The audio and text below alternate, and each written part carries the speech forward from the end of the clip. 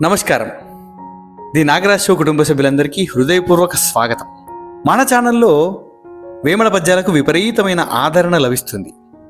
ఎప్పుడూ వేమన పద్యాలే చెప్పుకుంటూ ఉంటే బోరుగా అనిపిస్తుందని నేను అనుకొని అప్పుడప్పుడు కొన్ని కథల రూపకంగా మన పురాణ కథలని ఆధారంగా చేసుకొని నేటి సామాజిక పరిస్థితులను పోల్చుకుంటూ కథలు చెబితే ఎలా ఉంటుంది అని అభిప్రాయపడి ఆ కొత్త తరహా ప్రయోగంతో మీ ముందుకు వస్తున్నాను.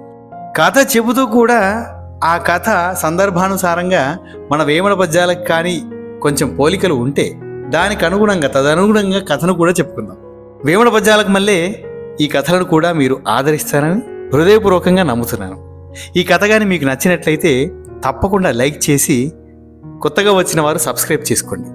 ఇలాంటి మరిన్ని అద్భుతమైన కథలు మీకు అందిస్తూనే ఉంటాను. మా ఫ్రెండ్కి వాడికి కొత్తగా పెళ్ళైంది, కొత్త సంసారం, కొత్త పెళ్ళాం. భార్యకి ఎంతో ప్రేమగా చీరలు కొనుక్కొని తేవడము, నగలు చేయించడము, అడిగి మరీ అవసరాలు తీర్చడము. కొత్త మురిపాం కదా, కొత్త పిల్లమే ప్రపంచంగా బ్రతుకుతున్న వాడి ఇంటికి ఒకరోజు వాడి ఫ్రెండ్ ఒకడు వచ్చాడు. మా ఫ్రెండ్కి ఫ్రెండ్, ఒరేయ్ నేను తిరుపతికి పోయి వచ్చాను, ఇదిగోరా లడ్డు ప్రసాదం అని వాడి చేతిలో పెడితే ఆ ప్రసాదాన్ని కాస్త తీసుకుపోయి వాడు తల్లికిచ్చాడు. నేను ఇక్కడే ఉండగా నాకు ఇవ్వకుండా దేవుని ప్రసాదం, అది కూడా తిరుపతి వెంకన్న ప్రసాదం తీసుకుపోయి తల్లికి ఇస్తాడా అని వెంటనే భార్య అలకపాన్పెక్కింది. గదిలోకి వెళ్ళిపోయింది, అలిగింది, కూర్చున్నది. తిరుపతి లడ్డు ప్రసాదం నాకు ఇవ్వకుండా మీ అమ్మకి ఇస్తావా? షురు, ఇక్కడి నుంచి పంచాయతీ షురు. ఆ రోజు వాడికి గదిలో నరకం చూపించింది వాడి భార్య.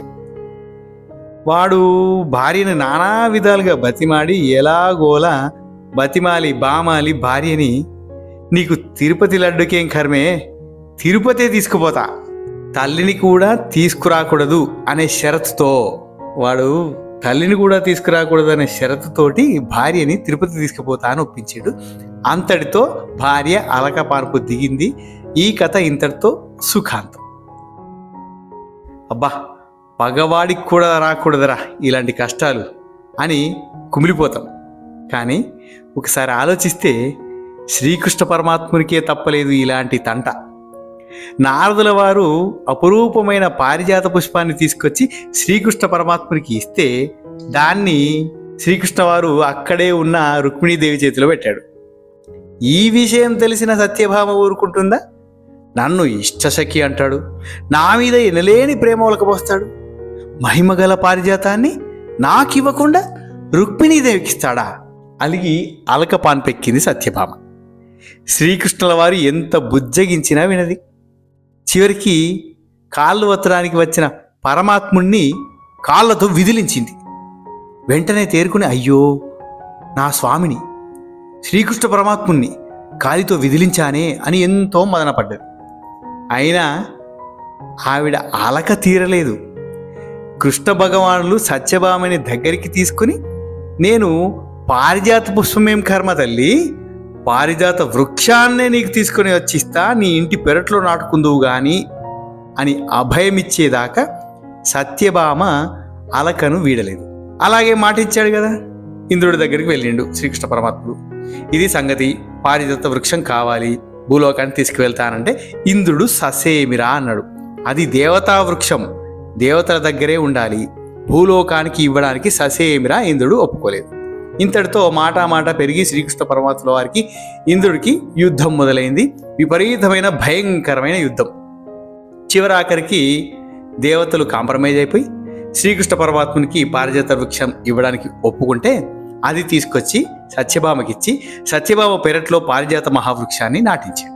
ఈ కథ చివరకు శ్రీకృష్ణ తులాభారం ద్వారా నిజమైన ప్రేమ అహంకారం ధనగర్వంలో ఉండదని, నిజమైన ప్రేమ ప్రేమలోనే ఉంటుందని నిరూపించి ఆ తర్వాత సంఘటనలు ఏతావాత చెప్పొచ్చేది ఏంటంటే, భార్యని ఒప్పించడం ఎంత కష్టమో శ్రీకృష్ణ పరమాత్ముల వారి పారిజాత అపహరణం కథ చదివితే మనకు తెలుస్తుంది.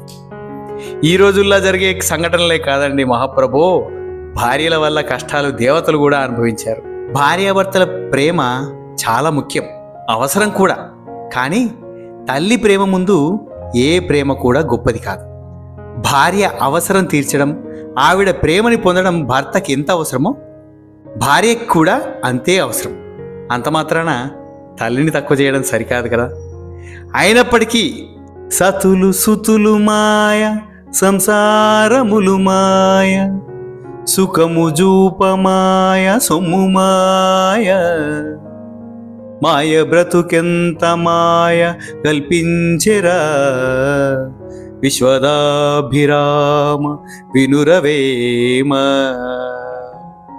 సతులు సుతులు మాయ, సంసారములు మాయ, సుఖము జూడ మాయ, సొమ్ము మాయ, మాయ బ్రతికెంత మాయ కల్పించేరా, విశ్వదాభిరామ వినురవేమ.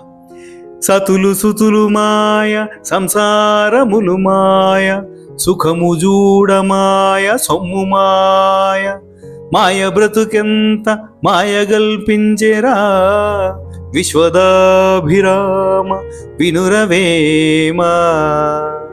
అందుకే సతులు సుతులు సంసారము సుఖము సొమ్ములు అన్నీ మాయే. మాయరా బాబు మాయ. ఇలాంటి మాయా ప్రపంచంలో బ్రతుకుతున్న మనము కొంతలో కొంత సేద తీరాలంటే మన ది నాగరాజ్ షో వేమన పద్యాలు, కథలు, కమామిషులు వినాలి. అందుకోసం వెంటనే మీరు మన ఛానల్ని సబ్స్క్రైబ్ చేసుకోవాలి. మీ అభిప్రాయాన్ని కామెంట్ బాక్స్లో షేర్ చేయాలి. మీకు ఈ కథ కానీ బాగా నచ్చితే 10 మందికి చేరే విధంగా షేర్ చేయాలి. ధన్యవాదములు. ధన్యోస్మి.